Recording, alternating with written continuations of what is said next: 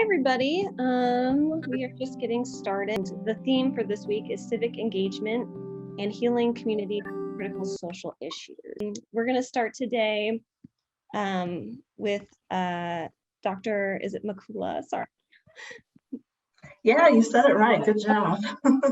Yeah, so we'll get started and then we'll go down the list. And if you guys have any questions, feel free to enter them into the chat, or at the end of class, we can have a little Q&A. So I will pass the mic to you.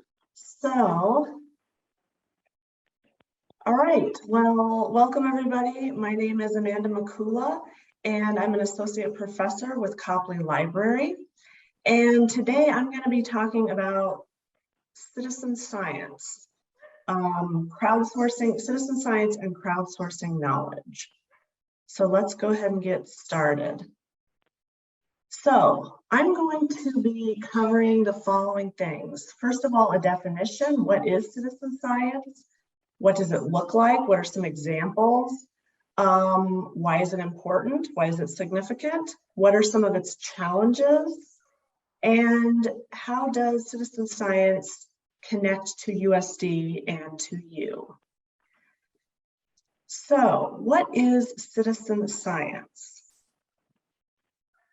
There's kind of a few different definitions, but we'll start out with the most broad one. And that is that citizen science is science or scientific research or just even scholarship more broadly that's carried out by ordinary citizens or members of the public or people who don't necessarily have a scientific background, but they're doing scholarship in conjunction oftentimes with academics or with scientists. A little bit more verbose definition is that in citizen science, the public participates voluntarily in the scientific process, addressing real-world problems in ways that could include, but not maybe all of these things, formulating research questions, conducting experiments, collecting or analyzing data, interpreting results, making new discoveries, developing technologies and applications, and solving complex problems. And this definition comes from the government site, citizenscience.gov. So you can go back and refer to that for more details. But there's also other terms that are often used with citizen science. It might also be called community science or crowd science, amateur science, crowdsourced science, civic science, or volunteer monitoring. So there's a wide variety of terms that are under the broad umbrella of citizen science. So it can take a lot of different shapes and forms. It doesn't necessarily look like one thing. So for example, there could be a class of students at a university who are working with their professor and they're doing some kind of research in the local community. It can involve a wide variety of disciplines. It can use a wide variety of technologies, apps, software applications, just all different kinds of tools can be used. There could be different levels of involvement too, right? The citizen science could be somebody who is simply recording a phenomenon. They might be interpreting data, or they might be kind of a full-on collaborator with the scientific community. Sometimes public libraries or museums are involved in these kind of projects. You'll actually see, I'm going to show an example later on, you'll see an example of the San Diego Public Library put out a notice for a citizen science project doing some work on one of the beaches, one of the local beaches. So there's just a wide variety of forms, but typically there's always these two things that are in common. And that is that it is non-scientists or non-scholars, and they are involved in some way in doing science or doing scholarship. Those are like the two key parts of what citizen science means. Now, citizen science is not a new thing. Citizens or amateurs have always been doing science in one form or another, but this term citizen science didn't really come into broader use until the late 20th century. And so we see, for example, the first appearance of the term was in the New Scientist magazine in 1979. So we're talking about 40 plus years ago. The Oxford English Dictionary first included this term in 2014. And that was also the same year that the SciStarter platform launched. And that is an online portal basically where people can look up different projects, they can see how they can get involved, they can do searches. And so that also launched in 2014. And then what's really interesting to me with a library background is that in 2016, the open access journal Citizen Science Theory and Practice launched. And so this is really the first time that we see citizen science being studied as an academic discipline with the publication of this journal. So I thought that was interesting. Okay, so what does citizen science look like? What are some examples? Well, as I went and looked up a few, and as you heard on the video that you watched, so many things. There's a really wide variety of citizen science projects that are happening. So, for example, wildlife counts and monitoring is very popular. This is something that happens a lot with citizen science. So you'll see something like Nest Watch, and this is a nationwide monitoring program that tracks the status and trends in reproductive biology of birds.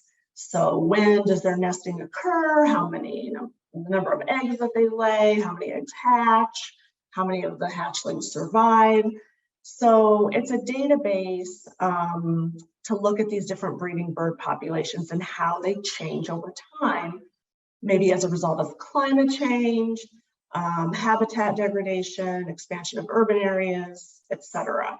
So people can participate in this Nest Watch they can go onto the site, become a certified Nest Watcher, and follow these tips, and then they report their information on the website. There's also a mobile app. So wildlife counts and monitoring is quite common. Okay, here's another example. This is an example of a mapping project, and mapping projects are also fairly common. So within the Republic of the Congo, the territories of an indigenous people have been mapped.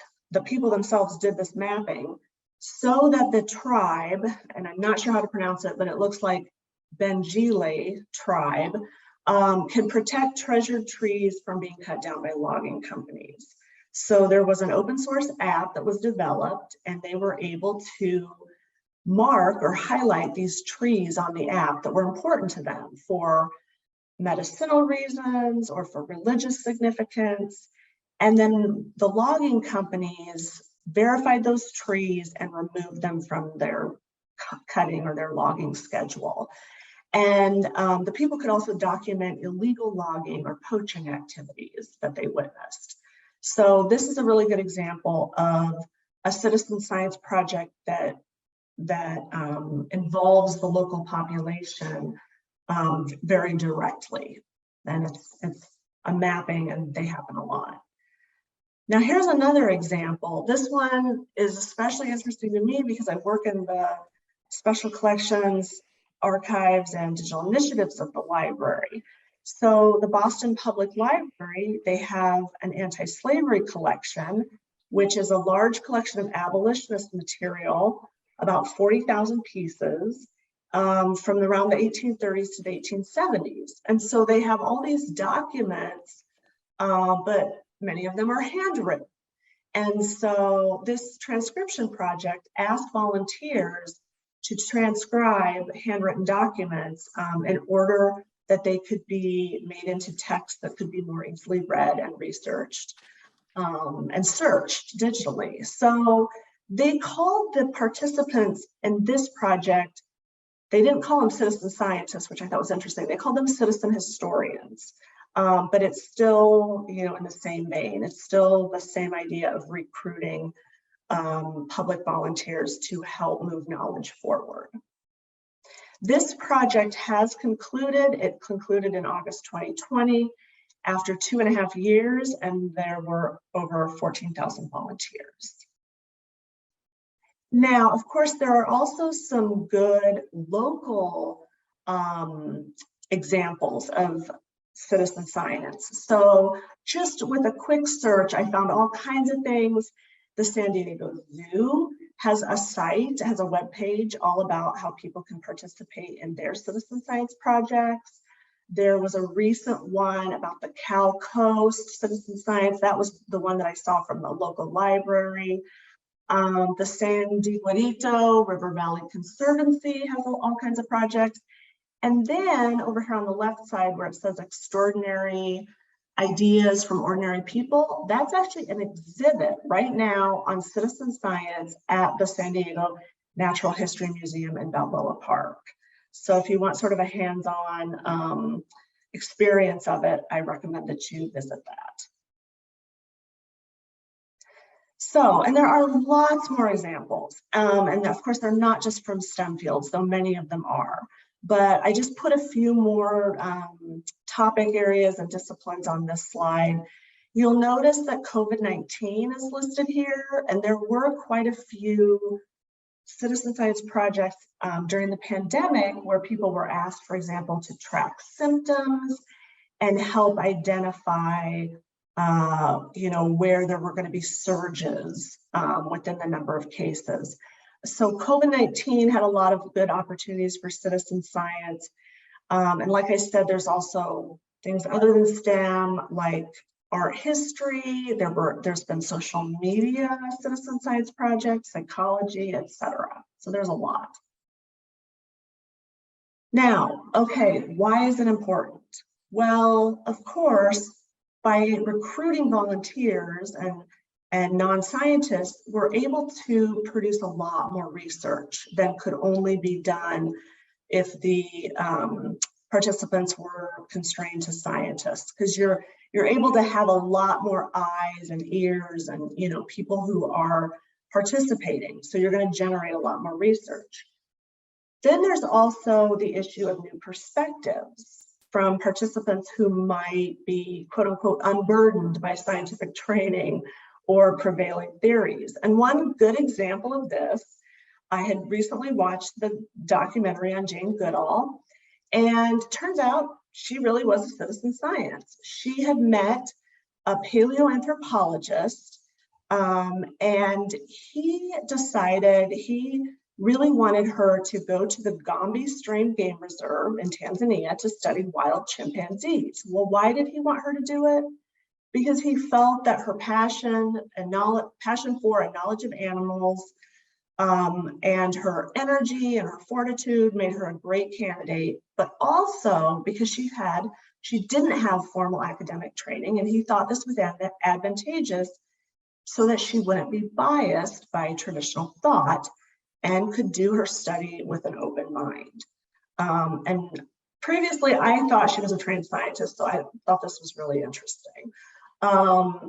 So that's another good example, new perspectives. And then finally, it's this idea that citizen science engages students who might go on to become scientists, and also local communities with the questions and the problems that affect them directly.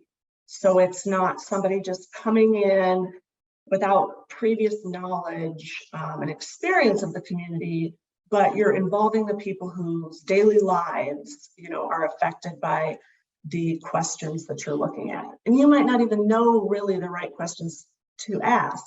They might have some ideas about that as well. So I would argue that citizen science is really most valuable, not for what it produces, which, it really is very valuable for that, but also for how it redefines knowledge and ways of knowing. It calls into question traditional, more hierarchical views of knowledge construction, And it asks us to consider who's qualified and integral to participate in or contribute to scientific progress or scholarship that we might otherwise have been leaving out of this conversation.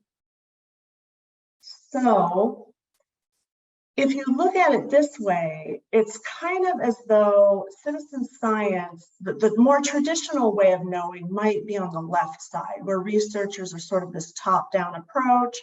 They're going in, they're deciding what questions should be asked, with sort of little input, maybe from the community members, versus this more of a collaborative partnership or inclusive democratic way of knowing, where there's a little bit more, there's more partnership, engagement, and also respecting the knowledge that the community has, particularly Indigenous knowledge. So those two graphics kind of give you a little bit idea of this difference. There's sort of a vein of empowerment, trying to empower local communities to address their most pressing challenges.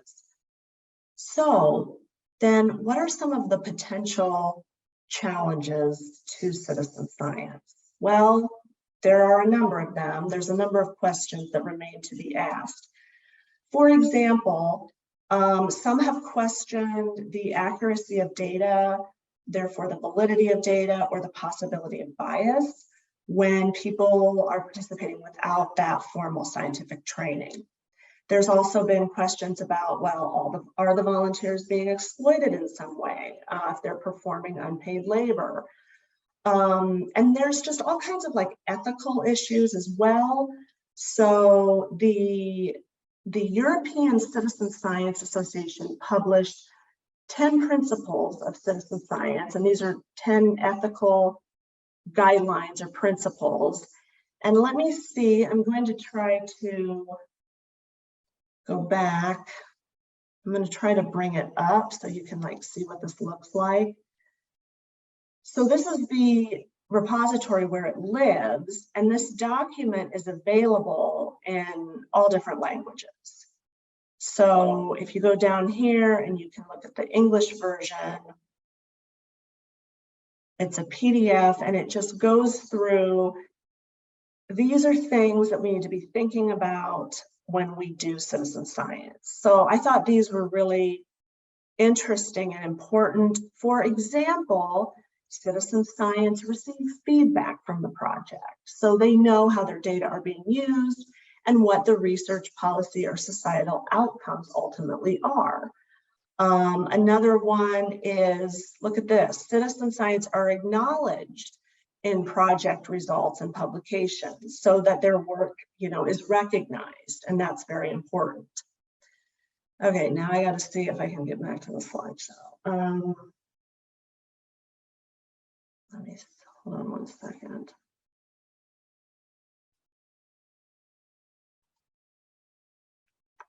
Okay, here we go.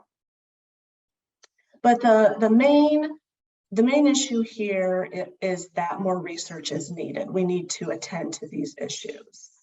Okay.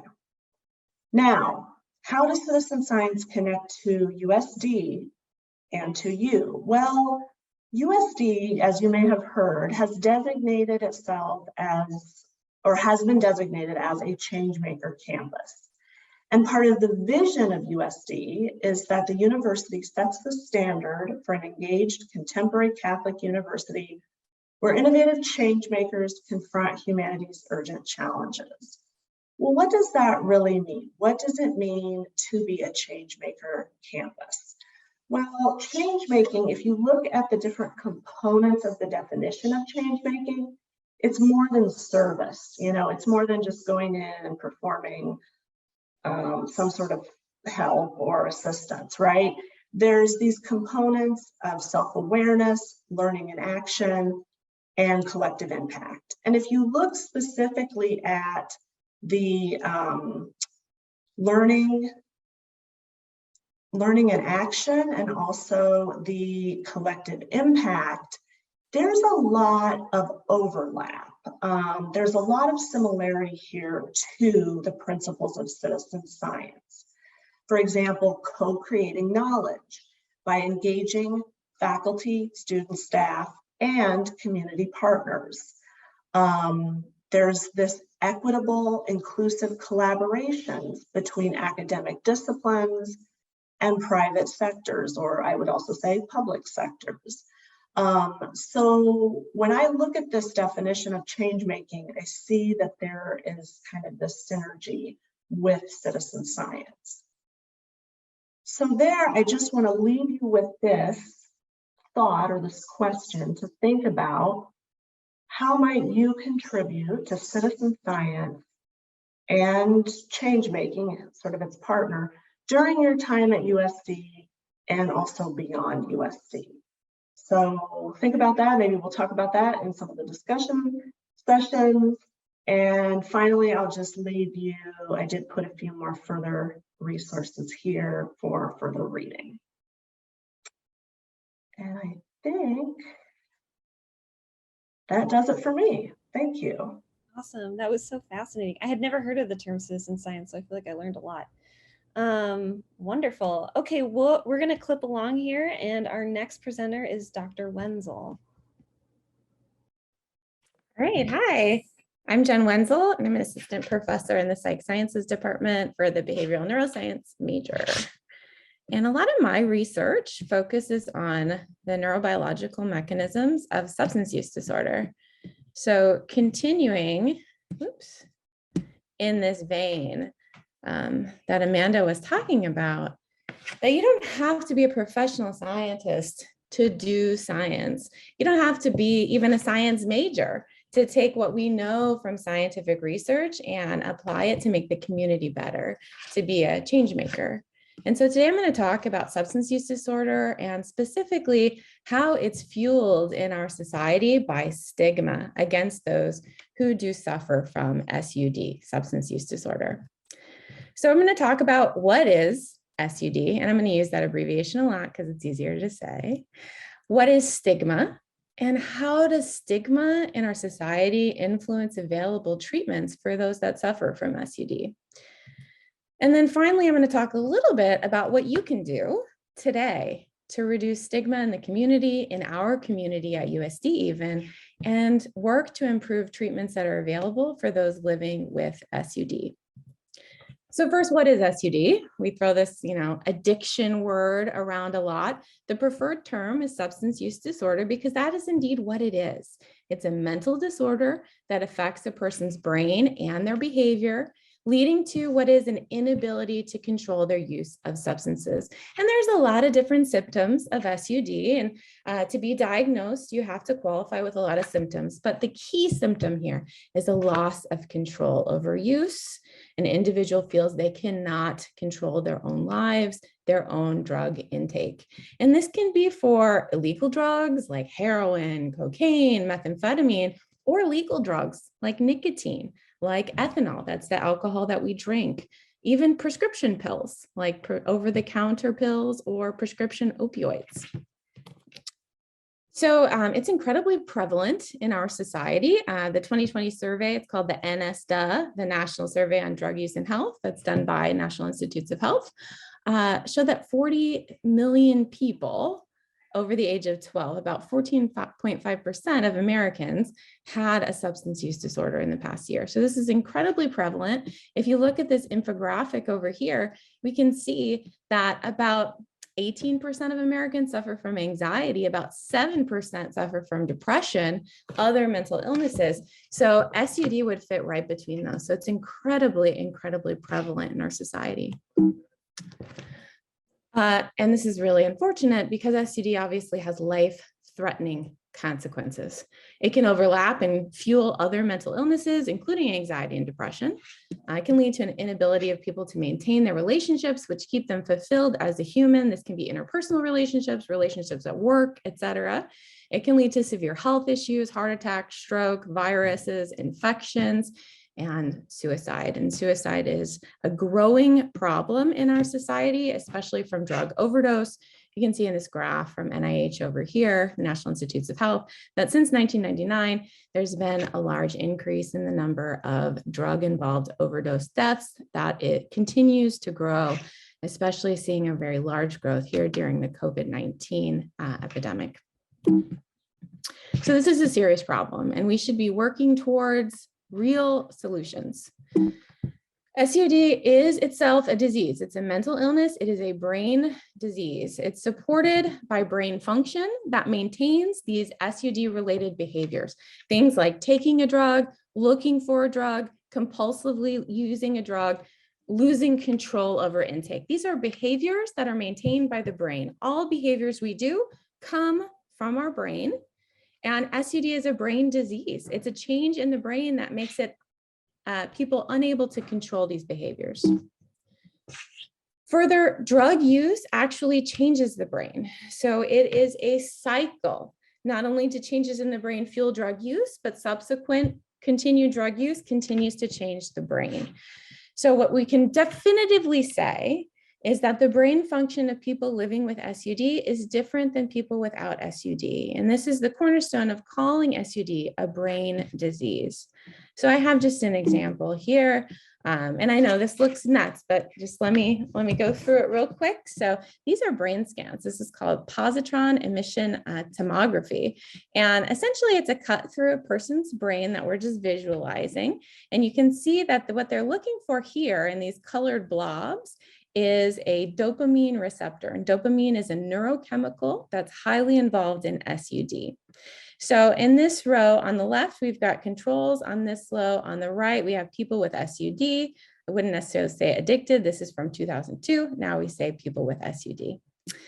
And so what we can see is that the warmer colors like red show a greater expression of this dopamine receptor, and the cooler colors show a reduced expression. And in those people with SUD, we have a largely reduced expression of these dopamine receptors. So this is just illustrating one change that occurs to the brain with drug use. So there are a few treatments available for SUD. None of them is a cure. So counseling and behavioral therapy is probably the most largely used treatment. This would include things like going to rehab and participating in therapy during rehabilitation. And in some cases, for some drugs, there is medication-assisted therapy, or MAT. This MAT is largely available for opioid use disorder and alcohol use disorder. For instance, in opioid use disorder, an individual may take methadone, which is another opioid that's a bit more sustainable than using heroin. And people will go to clinics, take their medication, and it helps them from this problem cycle of drug use. This is really only available for opioids and alcohol. It doesn't exist for things like cocaine, methamphetamine. And so really, there are no approved medications for the treatment of many drugs of abuse. So we really are lacking in effective treatments for SUD. Not only are we lacking in effective treatments, but even with the treatments that we do have, about 90% of people that suffer from an SUD don't receive treatment at all. And this can be for a number of reasons. It can be the accessibility of treatment or the cost of treatment. But one of the main reasons why people either fail to seek treatment or fail to get treatment is because of stigma. Stigma is defined as a mark of disgrace associated with a particular circumstance, quality, or person. And when we talk about stigma of SUD, it's stigma against those that use drugs. Stigma can lead to a reduction in care. Either individuals are reticent to seek treatment for their SUD because they're worried. What will my family think? What will my friends think? What will my coworkers think if I have to take 2 weeks off of work to go to rehab, even though I need it? And also reduced care from clinicians. Clinicians are not immune to stigma. They may be less likely to treat individuals that have SUD or to recognize it even. This can also lead to increased drug use and isolation in individuals, social isolation. Stigma also leads to laws that criminalize and penalize drug use, of which we have many. And we'll talk a little bit more about that in the rest of this lecture. And it also leads to a lack of available treatments due to a lack of social spending and prohibitive laws. So stigma actually drives the laws that we have. You got it. that drives the laws that we have in our community and the treatments that are available to people. So we're going to talk about that a little bit more.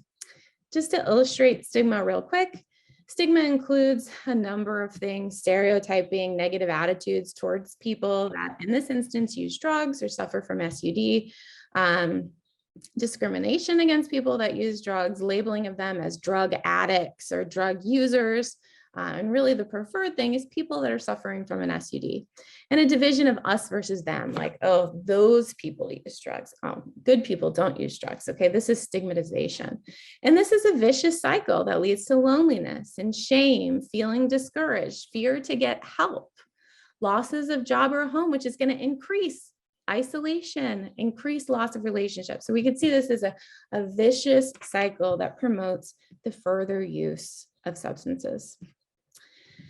So there are many promising ways to treat SUD that need further development. I'm just going to talk about two of them for our limited time here today.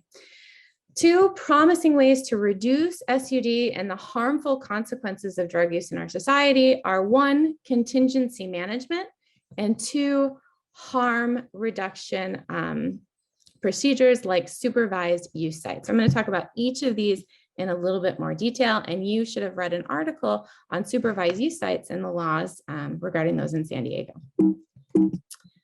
So first, contingency management, and this is actually a really good article, and I can drop it in the chat actually, maybe. And anyways, I'll do that in a minute.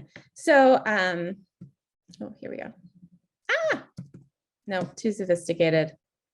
I'll do it in a minute. All right, so contingency management, this is a great article, I'll send it to you, is a behavioral treatment that provides something of monetary value. So this could be money, or it could be things like gift cards, or it could be things like tokens that can be exchanged for food, but it's something of monetary value to patients that's paid to them as an incentive to not use drugs. So it's a contingent paid payment. Individuals suffering from SUD go to a clinic. If they test clean, if they submit a clean sample that shows they haven't been using drugs that month, they get something of monetary value, which could include money itself. This has been shown in study after study to be a very effective treatment for people to stop using substances.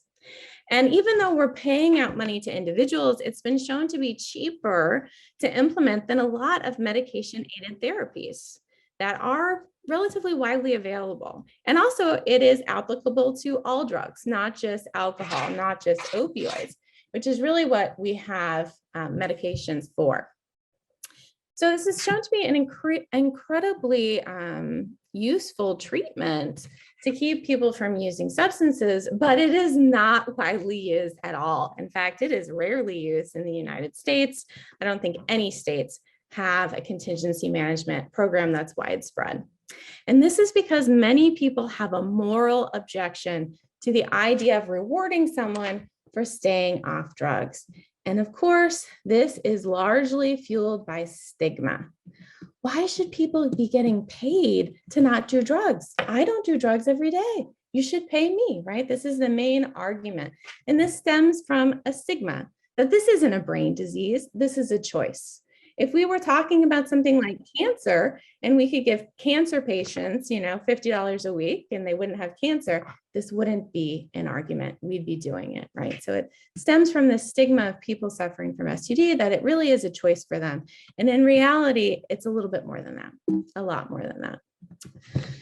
There's also harm reduction strategies. These are not so much treatment related, but they're policies and programs and practices that focus on minimizing the harmful effects of drug use. So rather than promoting people to not use drugs, it's really saying, okay, people are going to use drugs, but let's keep them from getting seriously hurt from it or possibly dying from their drug use. And so there's a lot of harm reduction services. These would be things like giving out free syringes so that people aren't using dirty syringes and therefore getting infections, syringe disposal stations to keep syringes out of the general waste so they don't poke another person. These are also things like naloxone. Naloxone is a rapid acting antagonist of opioids, so it can quickly reverse an opioid overdose. So giving out naloxone to people so that if they see someone, either a friend or someone that they passively see in public that looks like they're having an opioid overdose, suffering from an opioid overdose, they could be treated with naloxone and potentially revived. And what I'm going to talk more about actually is the supervised consumption services. So that's the article that you should have read before today's lecture. And just before we move on, a lot of these harm reduction services are not available in many, many communities because people see them as condoning drug use. Because when we provide syringe access, people say, oh, we're actually giving syringes to people to use drugs. We're condoning their drug use, right? And obviously this is a belief that's supported by stigma. And we have a lot of harm reduction in the rest of our society. We have laws about wearing seatbelts. We know people are going to drive cars. We know people are going to speed and drive unsafely. We know accidents are going to happen, but we have laws about seatbelts to reduce harm when those things happen. We've got speed limits to reduce the potential injuries and collisions. Okay, we've got cigarette filters that go on. We know people are going to smoke cigarettes, but a lot of cigarettes have to have these specific filters on them to be sold. So to talk a little bit more about these supervised consumption sites, you should have read this article, California Debates Opening Supervised Sites for People to Use Drugs. Last year, about 140,000 people in the United States died of a drug overdose. Most of these were opioids. Supervised sites for drug use actually can help prevent this needless death. So these sites involve a place in the community where people can go. They bring their own drugs with them. They're not supplied with drugs. They may be supplied with clean needles there also and needle disposal. And they can use their drugs there in the site. And on staff are nurses that are ready. They have naloxone. They're ready to help an individual if they take too much, if they're in danger of an overdose. And this largely prevents overdose deaths. This number of people that die from overdose is drastically cut by supervised use sites. Unfortunately, many object to funding such sites because they feel it's condoning drug use, that we are providing a service through taxpayer dollars where people are going to use illicit drugs, illegal drugs. And of course, this again is fueled by stigma that, these people somehow don't deserve this service. And obviously the alternative to this is death. It's overdose death. So we should be doing all that we can to prevent people from dying. So what can I do to stop stigma? There are many things you can do. You can offer support. You can be open to conversations about SUD, that it's not something that needs to be hidden away and that someone should be shameful of. It's something that people should feel comfortable being open about their drug use so that potentially they can get help. To encourage equality in how people perceive SUD and to support public policies that promote health. So you read in that article that San Diego is considering opening up these supervised use sites. And in fact, this law, this policy is getting progressed forward to the Senate. And so it's possible that Gavin Newsom will sign this into law soon, that we will have these supervised use sites available. And finally, what you can do today is to use respectful language. So we've been talking about this throughout today's talk, that we shouldn't say things like drug addict. We shouldn't say things like a drug user, but instead we should be using something like people with a substance use disorder. Okay, this is called people first language. And there have been studies done on this. So this study here, was done by the Recovery Research Institute, and participants were asked how they felt about two people that were actively using drugs and alcohol. One person was labeled a substance abuser, and the other was said to be having a substance use disorder. And what they found is that after, reading these little vignettes to people with these different labels, that participants felt that the person labeled as a substance abuser was, one, less likely to benefit from treatment, more likely to benefit from punishment. So this would be things like penalization by the law, being put in jail, more likely to be socially threatening or dangerous. Again, this is an us versus them stigmatization, that somehow these people are different and they're not like us and they could be dangerous. To be more likely to be blamed for their substance-related difficulties, so that it's, their choice, it's not a disease. and they were more able to control their substance use without help, that they don't need treatment. So why are we paying for these treatments? All right, so obviously language itself can be incredibly, incredibly damaging to people's perceptions. And this language then affects them as they vote in the polls and what type of treatment should be available to people and what types of public programs we should be spending taxpayer money on. And so what we should be doing is making sure every day that we try to use people first language. So a person with a substance use disorder. And so you can go to this link here, and I can put this link in the chat. And when I put it in the chat, you can go there. It's sponsored by the National Institute on Drug Abuse, and it talks about the different words that you should not use and the words that we should be using instead. All right, so our take-home message for today, I hope you've gotten a clearer outlook on what is substance use disorder, that it is a brain disease, that stigma functions to maintain many cases of SUD through a lack of treatments, through social isolation, through this vicious cycle. Our current drug laws and policies are motivated by stigma, and the stigma against people with SUD and with drug use, which is counterproductive actually for public health. So we really need to get past this so that we can actually help people and we can move towards a better place in our community. You can take action today to break down stigma and improve the lives of people with SUD by simply changing the way that you talk about SUD. So you can start to be a citizen scientist. Take this information that you've learned in this lecture and start to apply it to be a change maker, to make a difference in our community here at USD and our greater community in San Diego. All right, so that's what we got. Oh, there we go. I'll put those links in the chat during the next talk. Thank you. Wow, that was really informative. Yeah, just so interesting. And, students can start to think about other stigmas with other, mental illnesses and disorders that exist out there that affect people of all socioeconomic levels and backgrounds. Okay, so next up we have Dr. Williams who will present. All right, let me get it up here. Okay. All right, can everyone see that? Awesome. All right, well, it's wonderful to be with you today. And it's been really wonderful to hear Dr. Makula and Dr. Wenzel's talk. It's really gonna kind of overlap with some things I wanted to talk to you about. And it's just wonderful to hear my colleagues talk about such important issues. My name is Mike Williams, and I teach in the Department of Political Science and International Relations. And for the past 8 years, I've also been the director of the Changemaker Hub. So you've heard already a little bit about change making and about USD's commitment to change making. And the Hub is the office on campus that supports many of these university-wide initiatives. So in addition to sharing with you some thoughts on homelessness today, I would encourage any of you who are more interested in learning about the practice of change making or being involved with the Hub, you can contact me about that as well. So we're going to talk about homelessness in San Diego today, and I just want to preface this talk by letting you know that I'm a faculty member and as a political scientist, I study African politics, and I've done most of my research in South Africa.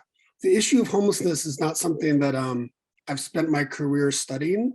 It's something that has become a passion for the last few years because of the way it affects our community here in San Diego, and as well because there has been a lot of student energy the last few years on this issue on the campus. And it's been really a privilege to work with a lot of colleagues and with students to learn more about this issue, which is extremely complex, and which I'm gonna try to share with you just a little bit today so you can have a better understanding of what it's all about. Okay, so what we're gonna do in this session is we're gonna just talk about what it means to be experiencing homelessness, how homelessness kind of looks in San Diego in our local communities, the main reasons that scholars say that we have such high numbers of people experiencing homelessness in the United States and in San Diego. And then building on Dr. Wenzel's talk, we're going to talk a little bit about stigma and how that sort of intersects with those experiencing homelessness. And then also how you can get involved to address homelessness here at USD. So that's what we're going to be doing today. All right. So the federal government, actually through the Department of Housing and Urban Development, we have an official federal definition of what it means to be experiencing homelessness. And this is the definition that is used to then help us understand how many people in our communities are actually experiencing homelessness. So what it means to be homeless through federal law is it's a lack of fixed, regular, and adequate nighttime residence. And that includes any places that are not meant for habitation, which includes streets. And more recently, it has included vehicles. In the past, vehicles were not counted. Like if you were living in your car for a certain amount of time, about 5 years ago under federal law, you weren't counted as experiencing homelessness, and that's recently been changed. And it also includes any person who is in any emergency shelter that the government or a nonprofit is paying for. So you'll see in the talk today, we're going to talk about different ways that people experiencing homelessness. They can experience homelessness by living outside a shelter or in a shelter. In either case, those individuals would by definition be considered experiencing homelessness. At any one night in the United States, our best estimate is that there's over 500,000 people who are experiencing homelessness. The official number is around 588,000 people. And we're going to talk a little bit about how we know that number and why that number is definitely an undercount. In the state of California, there's approximately 161,000 people who are experiencing homelessness. So that's about a quarter of those in the United States experiencing homelessness live in California. And then specifically, this is some information I want to share with you about what we know about here in San Diego. This is data that is as recent as February of this year. And in our county, so San Diego County has 18 different cities in it, of which the city of San Diego is one. In our county as a whole, there's approximately 8,500 people experiencing homelessness as of February 2022.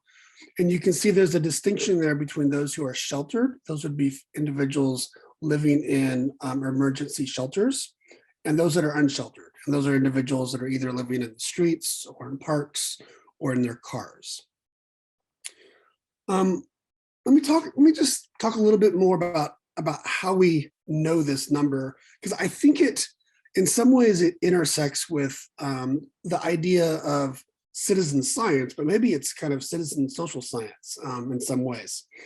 So if you receive any federal money to address homelessness, you are required by law to at least every 2 years count the number of people who are experiencing homelessness in your jurisdiction. So this the county of San Diego.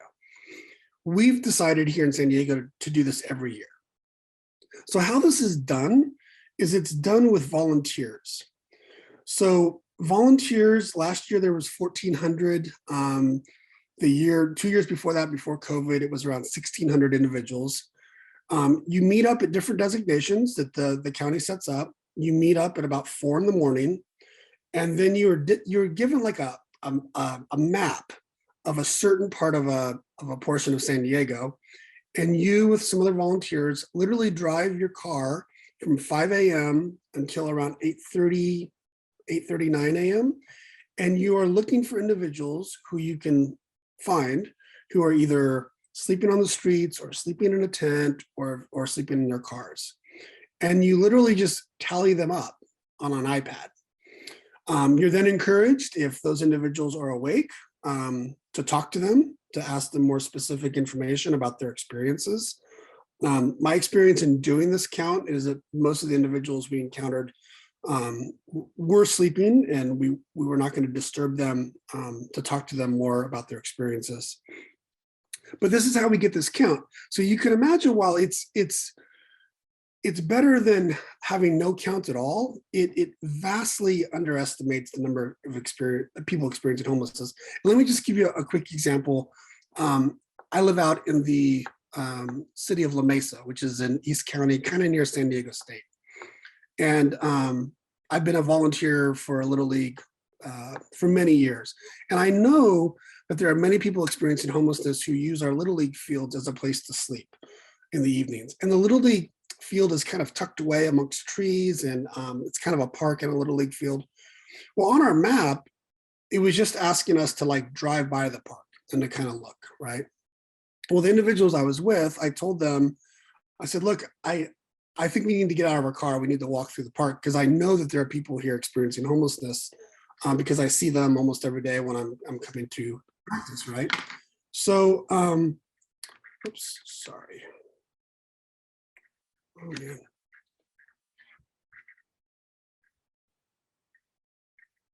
Sorry, everyone. Maybe resume share. Am I back now? Good. Okay. Thank you. And sure enough, when we got out of our car and we walked around, and this was about, I don't know, 7:30 in the morning, we found 24 people approximately 24 people who were sleeping. And those individuals wouldn't have been counted if we didn't kind of know that that was a place where people were likely to go. So the point is that while it's about 8,472, that's a large undercount for sure. Last year alone, we know that over 30,000 people reached out and used different homelessness services. So we know that there are more people experiencing homelessness than this number. Still, with this number, the county of San Diego has the 6th largest homeless population in the United States. We're coming in behind New York City, Los Angeles County, Seattle, San Jose, and then San Francisco and San Diego kind of go back and forth for that next slot. Since 2020, which is the last time we did the count, they didn't do the count in 2021 because of COVID, it has increased, the number have increased about 10%. And then finally, the information we have from talking to individuals is that a vast majority, close to 80%, report becoming homeless while living in San Diego. One of the myths about homelessness in many communities is that people are not from that community, right? It's like people are traveling to get to this place because they want to live in San Diego because the weather is really nice. Well, the reality of it is as we're going to talk about here in a second, one of the main reasons for experiencing homelessness is poverty. And people who are experiencing poverty are not likely to be traveling across country to find a better place. And we just know from the statistics that these are our neighbors who are experiencing homelessness. And by neighbors, at USD, our local community is the Linda Vista community, which you'll get to learn about. And in our own community in Linda Vista, there is many individuals experiencing homelessness right around USD. Okay, the main reasons for homelessness.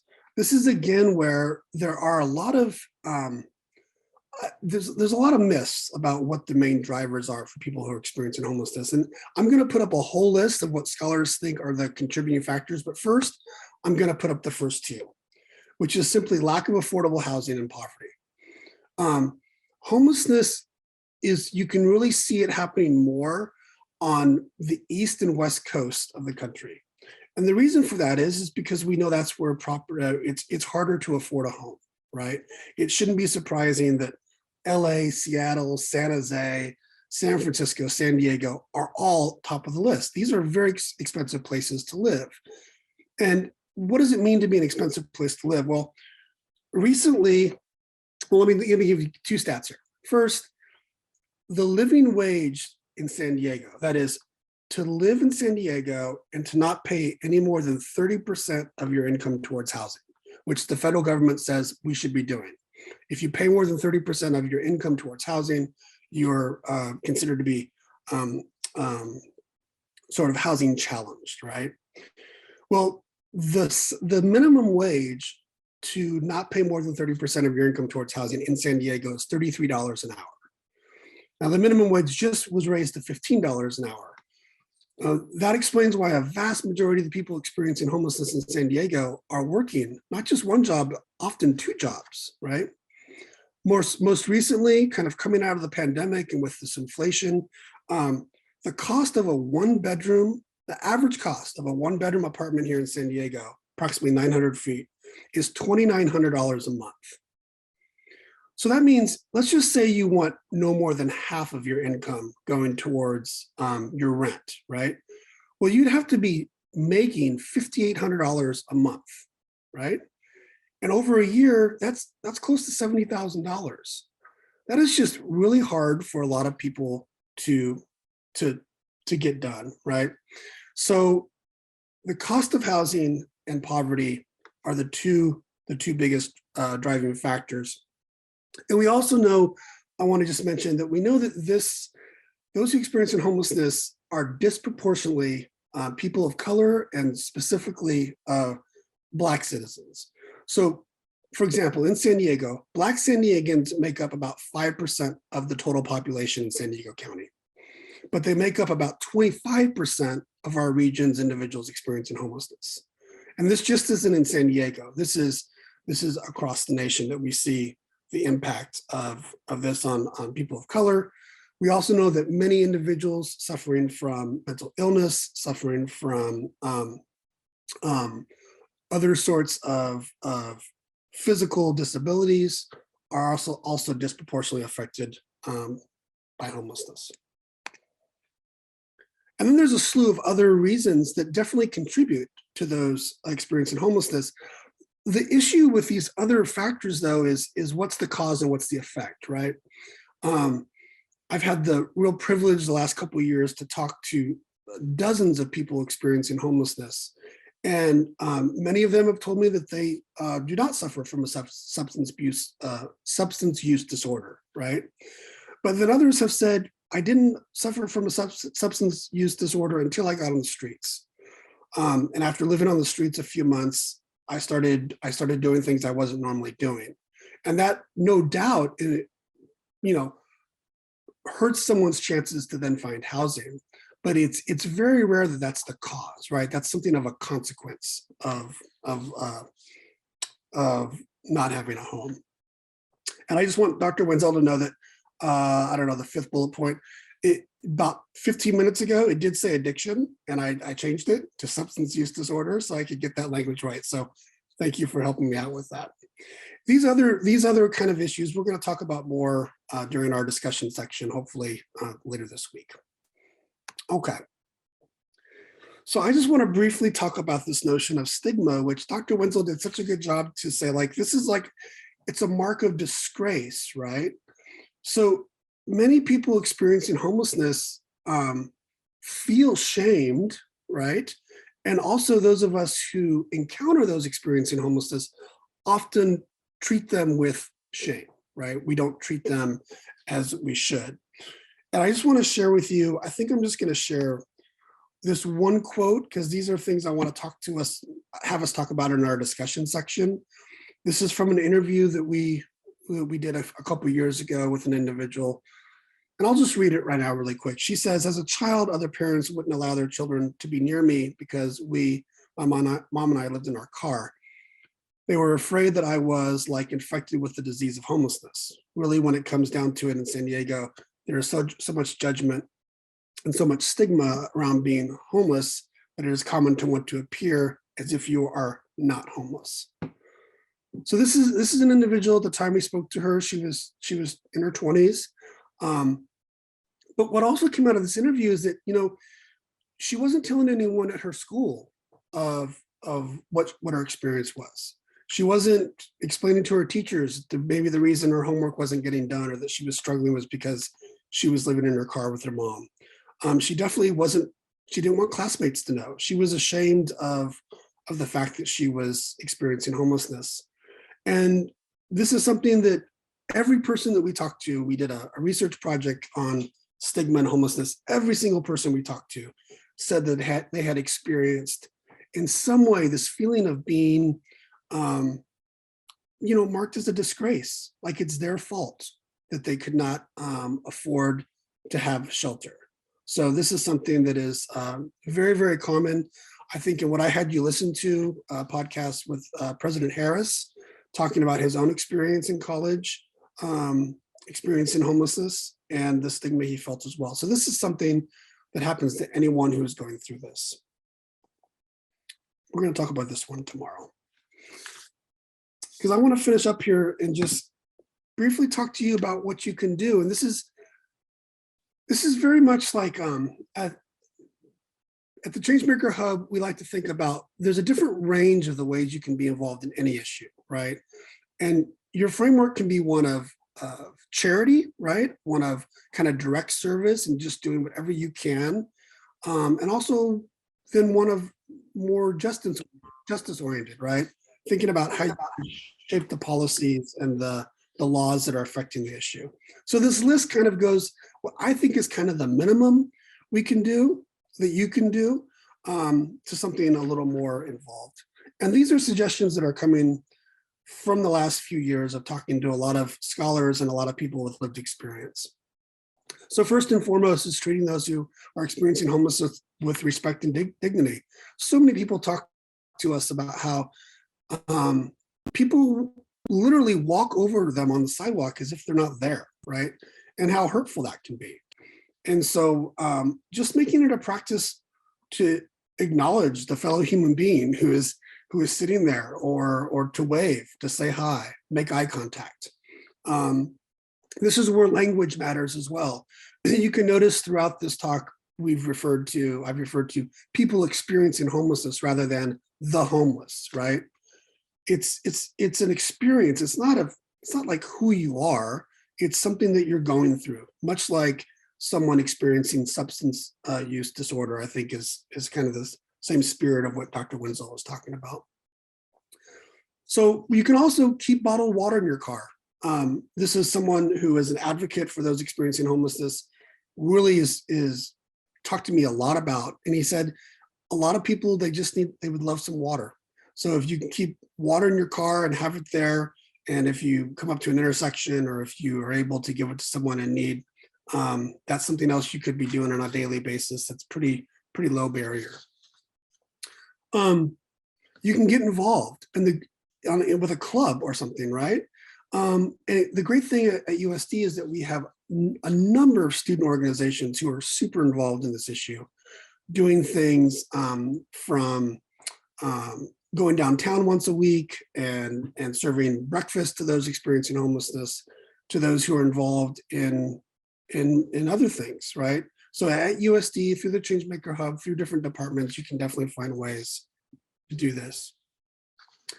And the final ones are just kind of like learning more about the issue, taking a class on it, or reading up on some of the materials that I'm going to share with you, and thinking about what are the policies and what are the laws, what are the ways that that our communities are treating those experiencing homelessness, and what ways can those be changed. This is very much a local issue. This is something that is being changed at the local city level, council level, right? This is not something that has to be done through Congress or through the Senate or through the president. So I would encourage you to do that.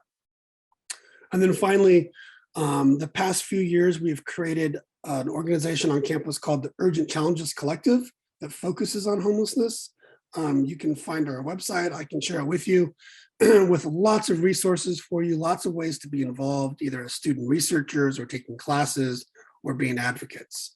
I think you're really lucky to be coming to a university that really is walking the talk in terms of getting you opportunities to get involved in issues that we know you care so much about. So that's my contact information. Please feel free to contact me, and I look forward to talking to you more this week. Thank you. Awesome. Wow, these have been really, just such amazing talks to, have all in a row. I really see the intersections with citizen science and, the importance of breaking down these myths and, these statistics we have. It makes these issues all the more real. And, you guys have some great resources, as Dr. Williams just said, here at USD. So it's, You're very lucky. Okay, so we'll get to our final presenter, Dr. Jacobitz. Do you mind if I just try the screen sharing? All right, it's great to be actually the last speaker, because I think while this project is happening in a very different part of the globe, a lot of the concepts that we have heard about, stigma, language matters, they all actually apply here as well. So my name is Frank Jacobitz. I'm a professor of mechanical engineering, and this is a project that I worked on a few years back. You will actually see Mike Williams is in one of the photos on the slides. And we worked with communities in Uganda to provide landmine survivors with a latrine aid device, because it's very difficult to actually use a classical latrine when you have a leg injury. And this really involved a variety of different communities, of which you see actually examples here. This involved an organization, the Uganda Landmine Survivors Association, and the president is here actually in the picture with us. We have some landmine survivors in the picture who were part of this project. And we also worked with a vocational school in order to build a device, which you see here in the front. So this is a vocational training school in the northern part of Uganda, and you see a lot of the members, their teachers, some of the students, their director actually in this picture as well. So I've basically, I think, already talked about what's on the first slide. So the goal was the construction and design of a latrine aid device. It was a 3-year project. We looked very carefully at the project definition. This is something that was communicated as a need to us. We applied a process called human-centered design. I'll talk about this in a moment, in order to come up with prototypes with ideas on how to solve the problem. And then we really wanted to see that we can do the construction using locally available materials and tools. And that basically involved a variety of different communities. So the process that we used is called design thinking. And it has multiple steps, but it is a circular process. You basically repeat steps as long as you need to actually have a good solution. And the first thing is empathize. You really need to know what is the problem. And that you really can only get out of a community that you are serving as by participating on this project. You then really define a little bit more what you have, what has been communicated to you. You figure out what is important. You ideate, come up with solutions, you build prototypes, you test, you go and you do all of these steps, or as many of these steps as possible, while you're interacting with the community you serve. So a little bit about the project background. Uganda is a country on the equator in the eastern part of Africa. It had decades of conflict that has resulted in hazardous areas that are contaminated by landmines. The country has been relatively politically stable for about 2 decades, and that actually means it is a good country to work in because of personal safety. There is still a large community of survivors that need actually our service because there's very little support by the government. And since survivors are often less employable, they're often seen by their families as burdens and they're abandoned. So a little bit about our first partner, the Uganda Landmine Survivors Association. This is an organization that was founded in 2005. It has multiple goals. It campaigns against the production and use of landmines, and it also creates a peer-to-peer support network. So it is taking on, as a nonprofit organization, parts of what you would expect as government services in the Western world. So vocational training, leadership training, advocacy, skill building. So those are all things that are offered. It was started by Margaret, one of our partners, who actually is a landmine survivor. So she has lost her right leg in a landmine explosion. And she really became an advocate for survivors immediately after her recovery. And she started working banning landmines internationally. And the connection to USD is through the Women Peacemaker program. She was a woman peacemaker at USD in 2014. So a little bit about the latrine toilets. So this is basically a nice example. They often serve a community as opposed to being a bathroom in a private residence. And they're basically a hole in the ground. And you can already see, if you feel a little bit uncomfortable seeing a picture like this, there's a lot of stigma in the context of going and using the bathroom. This is definitely the case in our society, but it's similarly stigmatized in developing countries. And when you are missing the lower part of one of your legs, you cannot crouch down without help. And again, getting help using the bathroom, doing something that is very fundamental to our daily life, is something where people experience a lot of stigma. They then prefer to go into the nature, which has resulted in animal attacks or rape. So the idea that devices to help landmine survivors are needed was something that was communicated to us by Ulcer and Margaret, and that was really a strong starting point for our project. We also looked at where similar seats are already used. So these are some examples that we found in a children's hospital. So this is not an idea that is completely new to us. We are just providing an additional solution that hopefully will help the community. So what have we learned? This is a common theme when we are interacting with communities. It is actually us who are changing the most because we are learning more about their needs. So we learned about the need of a latrine aid device.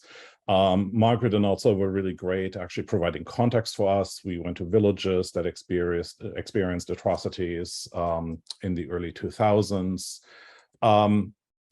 They also had contacts in northern Uganda, so a lot of the community stakeholders that I'm going to talk about were really contacts that were provided to us by Ulcer. And also the two landmine survivors we included in our work were contacted or were identified through the Livelihood support program of Ulcer, which I'm going to talk about in a moment. So this community partner really has been essential to our success. So now we go to the next steps in our design process, and we just thought, okay, what kind of prototypes, what kind of devices can we think of?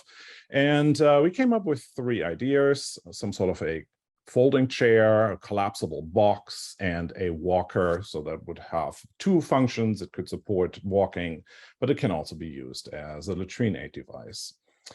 So I'm going to talk a little bit about the pros and cons, and then also just give you ideas of the community partners that we interacted with to get feedback.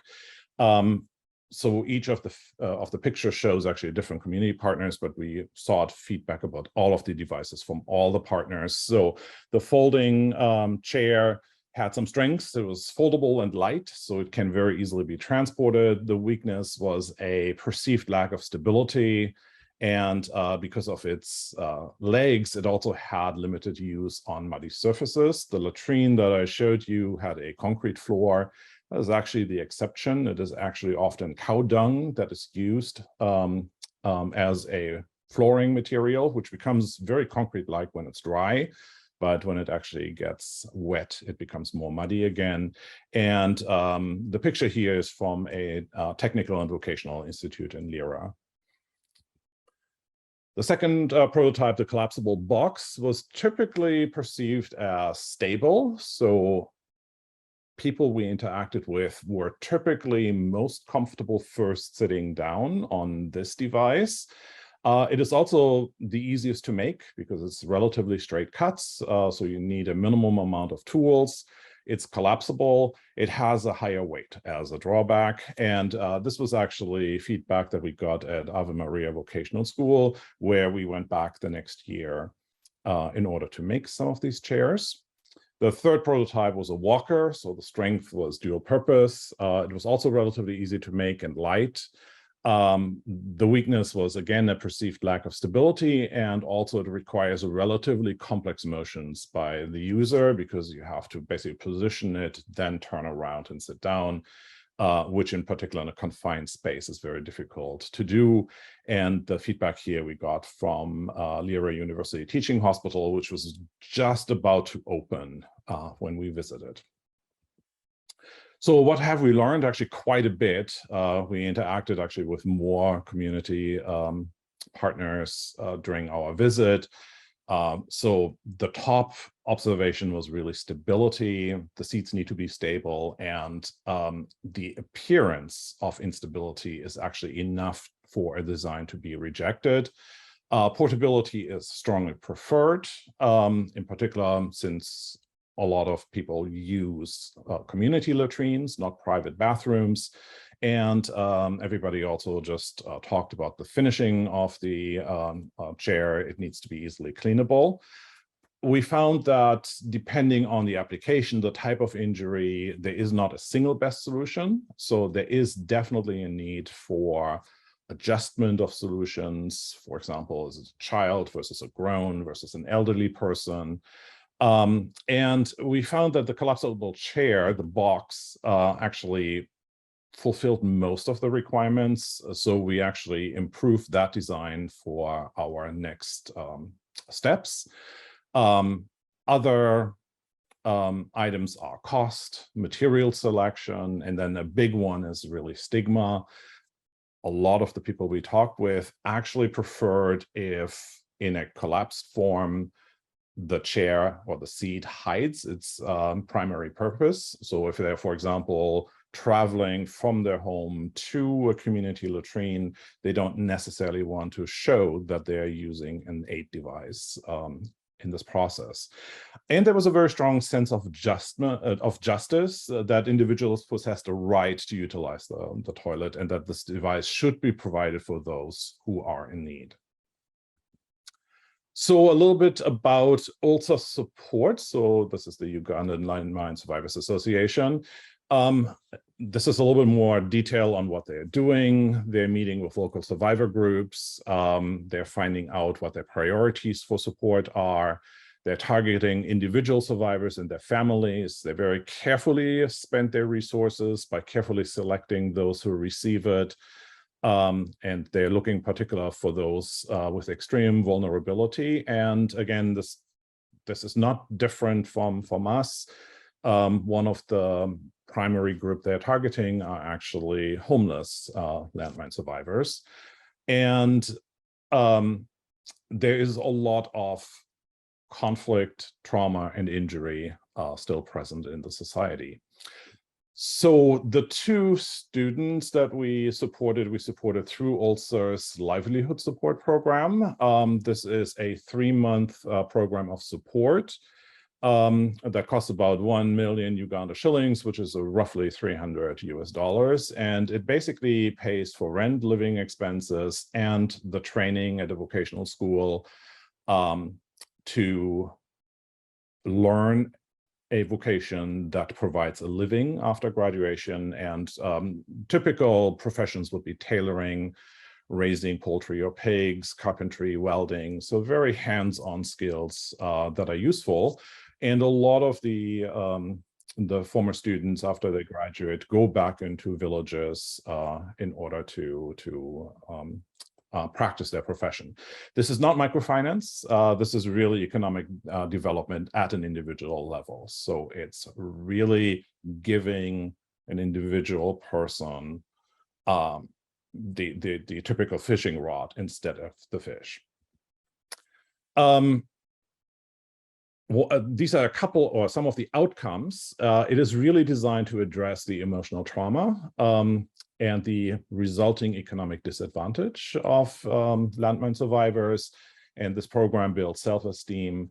It removes the feeling of being hopeless. It helps to build skills that then allow for landmine survivors to actually contribute to the economy of their families, and it really reintegrates them into a daily civil life.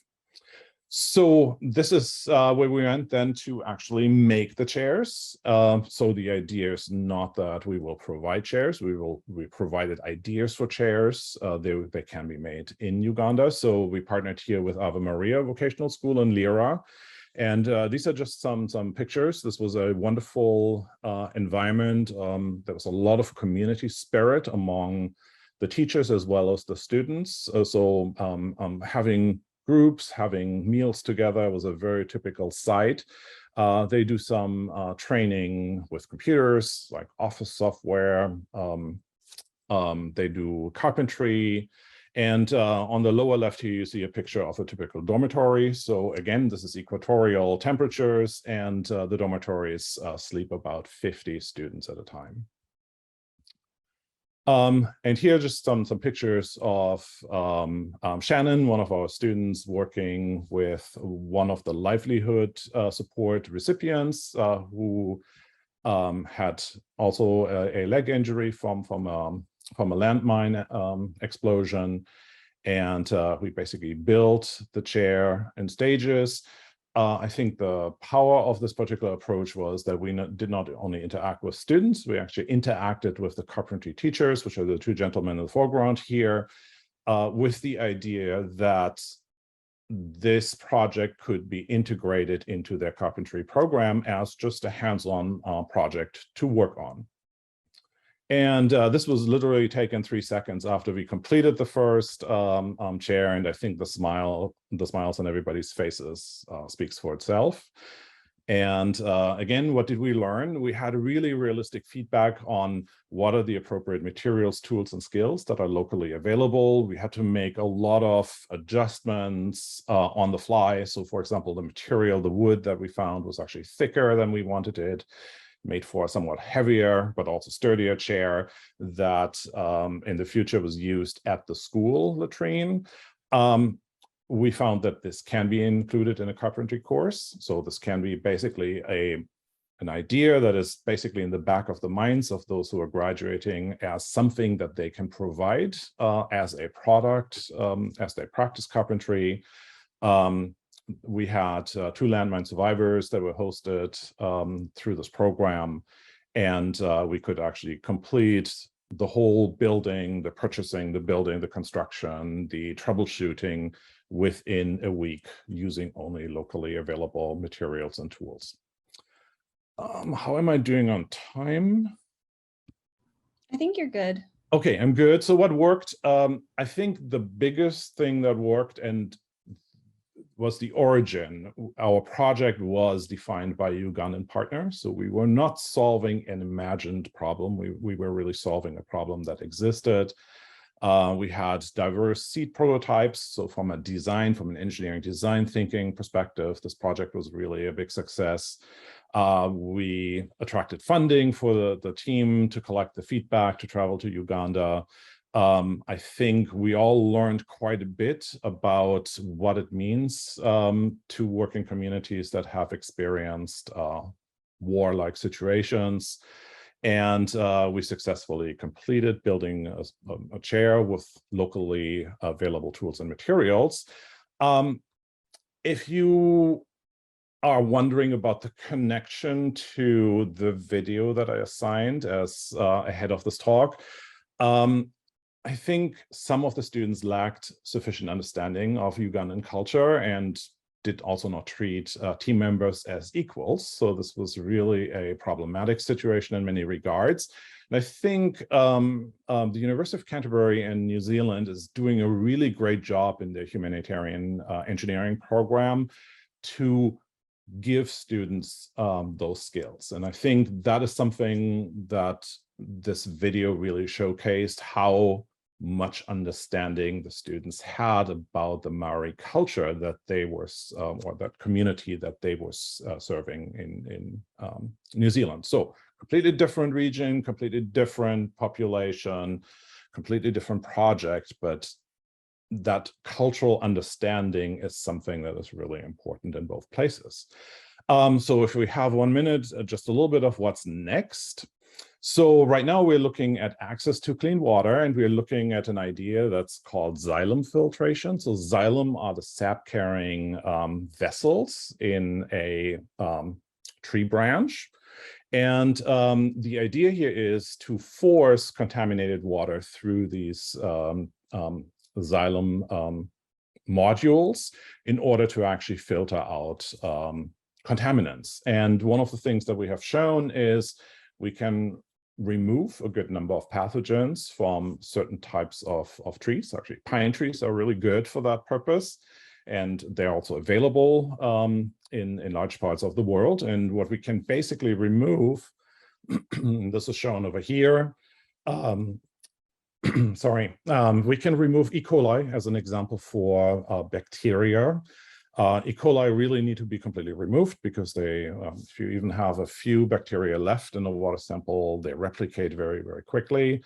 So we have actually a removal rate in pine of 100%. So this is really, really nice. We also have flow rates in these samples that are high enough to come up with the minimum amount of water that is needed. And we can also remove a variety of toxic metals. So we have removal rates above 75% for a whole bunch of different metals. You see the list here. We're actually looking still at arsenic, which has typically a different capturing mechanism, so this may not work quite as well. And as you can see, this is still work in progress, so not everything is completely understood yet. And this is really something that we want to do as a next step. We now want to design a water treatment filtration system that can support households that are not provided municipal water in any way. So there's still a lot of opportunity to engage. So if you have questions, just want to chat about our projects and where we're going with that, just send me an email. And yeah, thank you. Awesome, that was wonderful. Yeah, so another great example of ways in which communities and specialists can work hand in hand. And here we really have an emphasis on access and, you know, working with the needs of the infrastructure and the communities. So we have 30 minutes to open up for Q&A. I encourage you all to use your little blue hand icon. We do have a couple screens of speakers, so I can't see everybody from my point of view. So yeah, we'll open up the floor if anyone wants to start off the question and answer portion. Ela, or is it Isla? I'm so sorry if I mispronounced. No, it's Ela. You were correct the first time.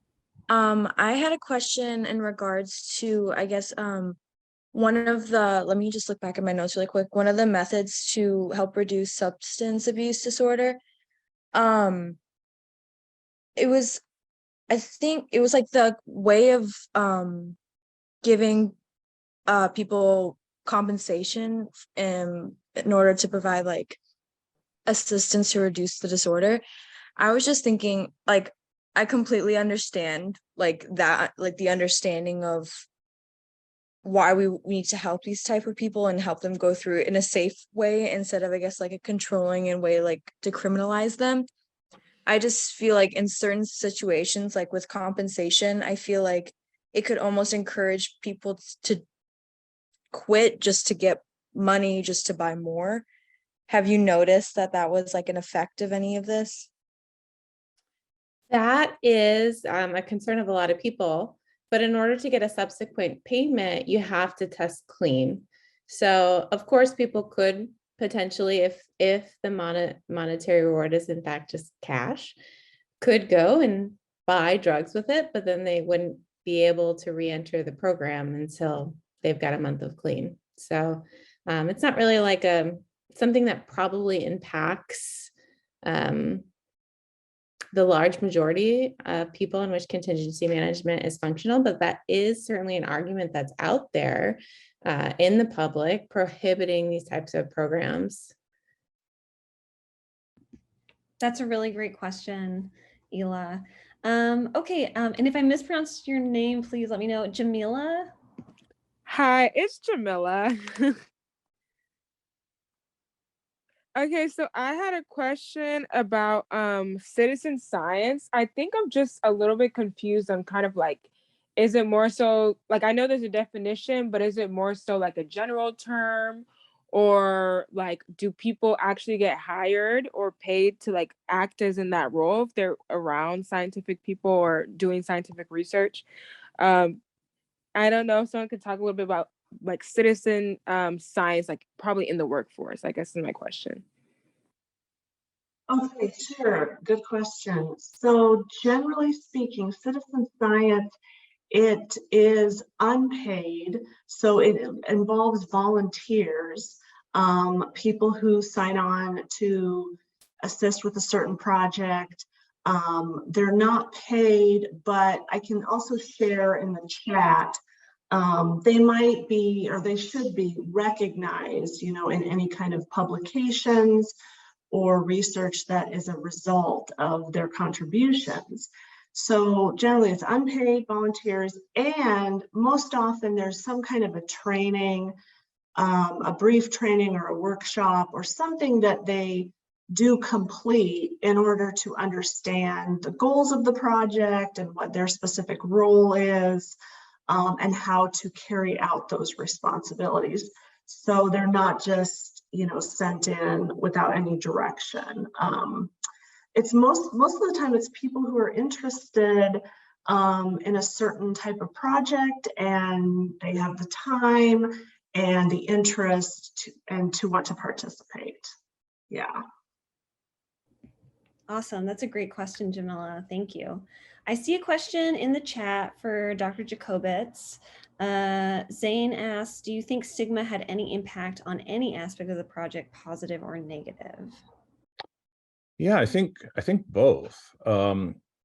It's because of the stigma, it's difficult to get the conversation started. So there is a time element to that. It takes people to be comfortable opening up, because when you're coming there, you're a stranger.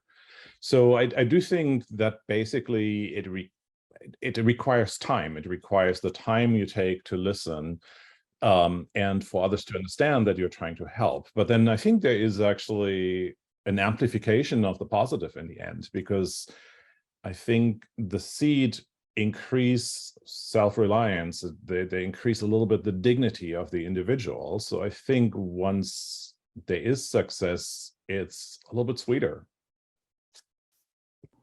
Awesome. Okay, I see a hand, Grace. Can you hear me okay? Yes, you're good. Okay, perfect. I also have a question for Dr. Jacobitz. Forgive me if I'm saying that wrong.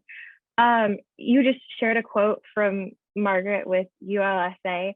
I think it is not microfinance, it is development at the individual level. And I'm just wondering what she means by microfinance. I'm just not familiar with the term. Yeah, there was actually a discussion about having a mechanism that is really microfinance based, so that the investment to go to the school would be repayable by the participants. But it turns out that that's really not feasible, because there is simply the level of poverty is so high that they would not be able to actually afford the payback, or it would be inhibiting them from enrolling in the program, going back to school, and learning a skill that in the long term actually does help them live a productive life.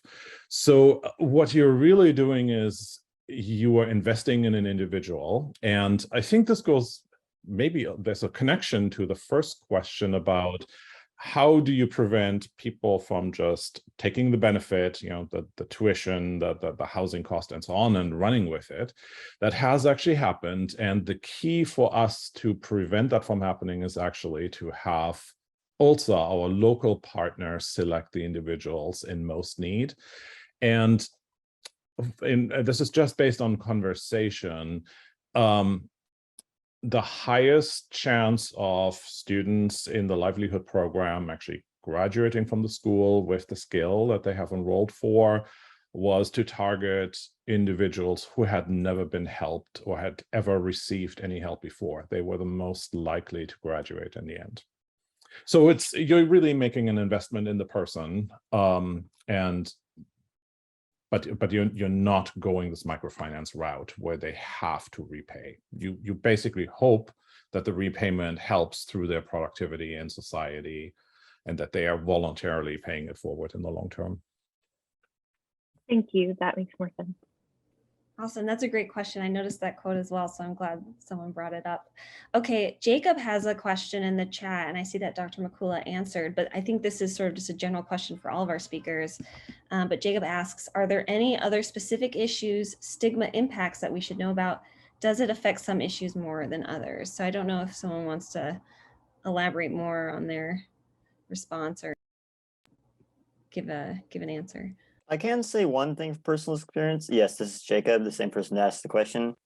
I don't know if this quite counts, but I do recall at a time when my autism wasn't recognized. Back in middle school, 7th grade specifically, that people were spreading this rumor behind my back about me being mentally ill when the truth was that I was autistic. To be fair, I was not diagnosed yet, but it was that rumor was starting to be spread around because of my different behavior or my different methods of learning things, different ways of processing things. So is that a form of it? I would say so. I mean, I'm not an expert in that, and someone else can jump in, but, especially, nowadays too, even adults that are undiagnosed late in life, they struggle in different situations and they might not know why. And there's a lot of stigma attached to, autism. And I mean, there's so many things and so many different intersections of things that can affect that stigma. But yeah, if any of our speakers want to jump in and elaborate. I'll just add, I think that it's such a good question, and it's obviously aligned with whatever our dominant culture is, right? So what's stigmatized will be different from culture to culture, because it's defined by every culture sets up these standards of what is, I don't know, quote unquote normal, right? So I put in the chat formerly incarcerated individuals. I mean, there are very few places where people who have served their time in prison are allowed to vote. That's a form of stigmatization. Like they're not treated as full citizens because they've made a mistake and they've paid the consequences, but even when they get out of prison. So, but that's going to differ whether you're in Uganda, whether you're in South Africa. So it's a super good question for you to be thinking about in your own local communities, kind of what types of individuals do you hear being stigmatized? Because it may be different than what we're experiencing here in San Diego as well. Yeah, that's a really, really good point. And so, perhaps each of you have experienced stigma in a different way, and you can kind of imagine, other stigmas and how that might affect individuals as, they try to integrate into society and, have access to things we all take for granted in a way. But yeah, are there any other comments or questions? Even if you guys have a comment or a theme you noticed that you want to bring up. I wonder if anyone has any questions about getting involved in some of these efforts at UXD, because some of the speakers talked about different ways that they could actually get involved. So I wonder if that's an area of interest. That's a really great point. Ela, I see your hand again. I guess in relation to the Changemakers Hub, like how would a freshman get involved with that? Yeah, you're going to be hearing a lot at OLE weekend, orientation weekend, about ways to get involved. The easiest way to do it is just to come to our office, which is on the 3rd floor of the Student Life Pavilion. It's a great space that we share with the Mulvaney Center, which does a lot of our community engagement. So that's one way to get involved. The other way to get involved is just send me an email and say, hey, I want to get involved. When's the next meeting? We start holding meetings. Student meetings will be on Tuesdays, starting midway through the semester. So come up and visit us or send me an email, and then just take notes during orientation. There's going to be lots of great examples there. You're going to hear from a lot of people from the hub there. Could you please remind me your email? I'm sorry. I tried to write it down. I didn't have enough time to write it down. Yeah, I'll just put it in the chat right now for everyone. Is that all right? Yep, that's perfect. Thank you. Okay, great. Micah, you're up next.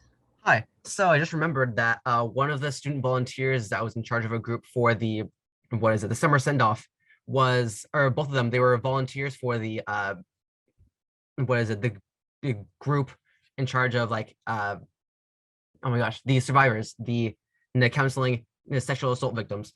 And people in those. I'm just thinking that like those, as well as the other people we've discussed today, like those with the SUD and those with struggling with homelessness, that all these like really major problems are really bogged down from coverage from like everyone else because of the stigma and the shame that associates with them. And so I guess that like the main way to like try to get through that is to like to destroy the stigma or the shame, or to like lessen that in order so people get more comfortable with sharing their experiences, their emotions, whatever, so that we can develop ways to combat it and help them in the situation. Yeah, that's a really great point to bring up. And, you know, a lot of you have been making this connection, and our speakers as well, the link between stigma and shame. And the more we talk about these issues and normalize them, the less, you know, people have to live in fear. Can I make one comment? Sorry. Oh, yeah, absolutely. So I one of the things I'm taking away today is to not use the term addict. And I think another term we need to be very careful about in this context is victim. Really try to avoid it. I think it falls into the same language matters category as addict. So survivor is actually a much better term and much more appropriate for the individual. Thank you for that. I appreciate that. Okay, Catherine, I see your hand. How I could possibly make a create a club at USD if there's a club that maybe USD doesn't have that I would want to make regarding change making and helping the community and just stuff like that. Yeah, to make a club at USD, you go through Associated Students to do that, which is like that's the name of our student governing body. I don't know the exact sort of parameters of that, but if you go to the Associated Students website, you can get not only like a how to join a club, but also a list of the clubs already in existence. And I would just encourage you, there's nothing wrong with like building up a club for sure. But I would also, you know, look around and see kind of what exists. If you can build on something that already has some foundation and has some people involved, it might be less of a sort of a thing to do than to create one brand new. But go to Associated Students, check that out. And again, if you have questions, email me, because there's someone at the hub I think who can give us more information. Thank you. Awesome. Okay, so I think it goes next. I have Annika with a question in the chat, then Ela again, and then Olivia. So Annika writes, I live in Vancouver, Canada, where there has been an opioid crisis for the past 6 years. There have been many supervised injection sites put in place across the city, which has had a very positive impact. I was wondering, as I read the article, if San Diego is planning on, has already put some of these in place. That's a great question, Annika. So I put a link to a more recent article in the chat. It's not quite legal yet in California, but it's expected that Governor Newsom will sign something soon. Awesome. Okay, Ela, back to you. I'm sorry, I am not quite sure of who mentioned this, but it was one of the professors, and they mentioned how you don't have to necessarily do things on like a federal level to make a change. So I was just in regards to long-term effects, how can the community services and organizations help on like a large scale? Because in my mind, I always think of like, to solve like the root of the issue, you gotta go to the government. But I would just like to know, like on a community basis, how would that be beneficial? Okay, I can add something here, but I'm sure others can as well. So okay, I would encourage you, like the closest community you're going to have for the next 4 years is your community at USD. So there's a lot of issues on campus that we are still working with, right? So I would encourage you, that's one place you can have a huge impact while you're at USD, is working with current clubs or working with the hub or working with departments on issues like food insecurity, housing insecurity, racism. These are all issues that they exist in any community. So I would encourage that. I would also encourage you to link up with our Mulvaney Center, which is our community engagement center. And if you're interested in a more community-wide issue, link up with community orgs that are already doing work. And it's about showing up at a city council meeting or a community meeting or going to one of our local churches or working through our church on campus to do some outreach. That's thinking locally. That's what I would think you would be doing while you're here at USD. Awesome. Great. Yeah, there's a lot of resources, not just on campus, but also in the immediate community, which is, important to remember. Okay, I see a question in the chat from Olivia. Olivia writes, I have a question for Professor Wenzel. I was curious about why people with SUD have a higher level of dopamine than people without an SUD disorder. That's a great question, Olivia. There's a lot of things we know about this and a lot of things we still don't know. Like a lot of other disorders, substance use disorder is multifaceted, right? It kind of exists along this spectrum that we talk a lot about other disorders existing upon. And so we don't know all the ways, but one thing we do know is that all drugs of abuse, so these are drugs that humans will use and lose control over their use of. So things like alcohol, nicotine, cocaine, methamphetamine, cause dopamine release in the brain. So dopamine is this neurochemical that's in control of reinforcement. So kind of stamping in these behaviors, making a behavior more likely to occur again in the future.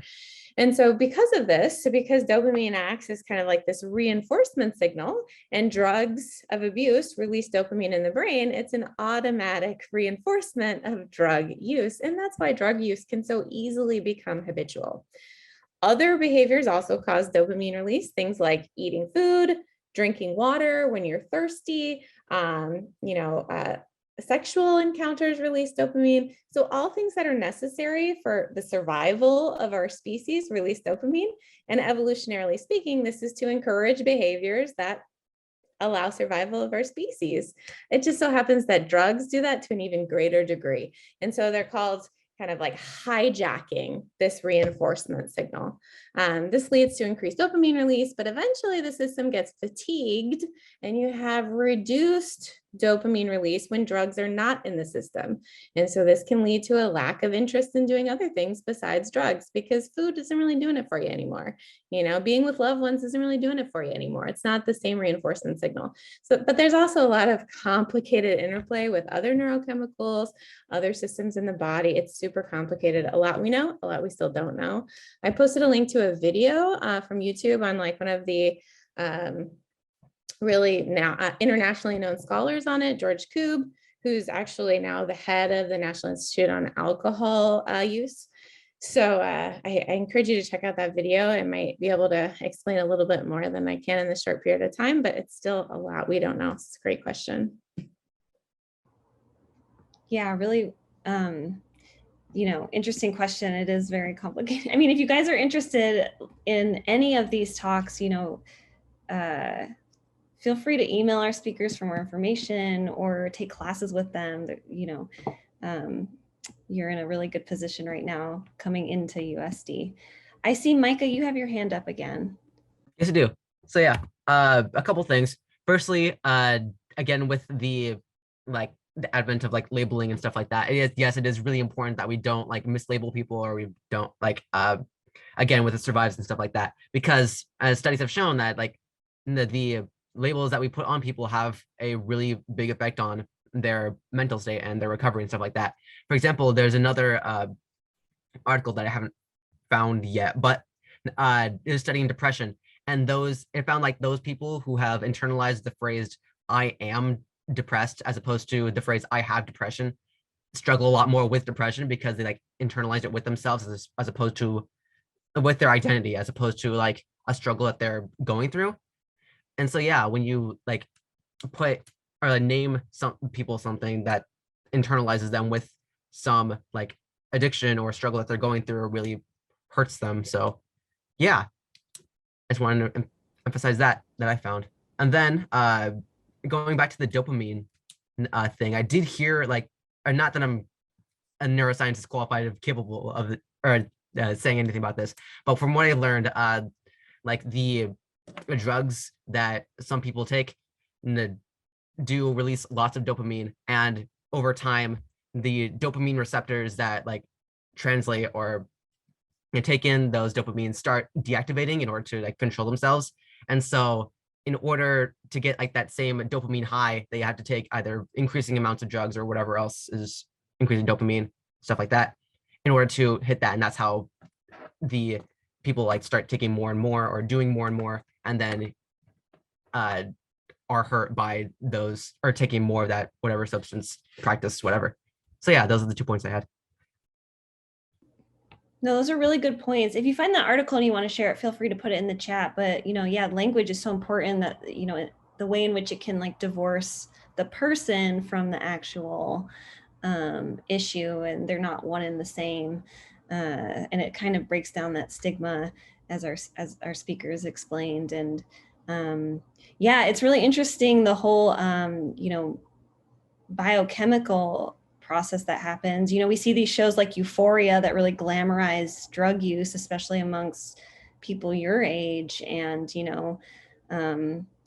that's, not the reality of it. It's a very complex and complicated and very devastating disorder. So yeah, you guys are bringing up really interesting points. We have 2 minutes if anyone wants to slide in one more question or comment. Feel free. I'm going to try and think of something last minute. Let's see. I took so many notes that I don't know if I can think of just one thing.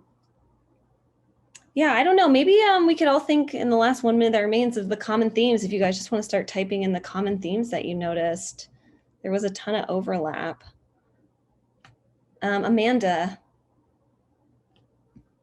Hi. So I just like wanted to mention like my dad works in my dad works in like substance abuse, like he's a counselor for that.